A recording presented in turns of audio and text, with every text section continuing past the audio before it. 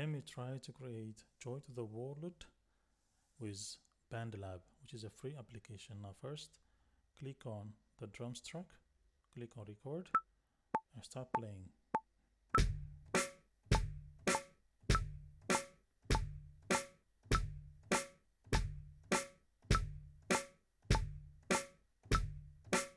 That will be enough for demonstration. Now click on the instruments with the keyboard, click on record.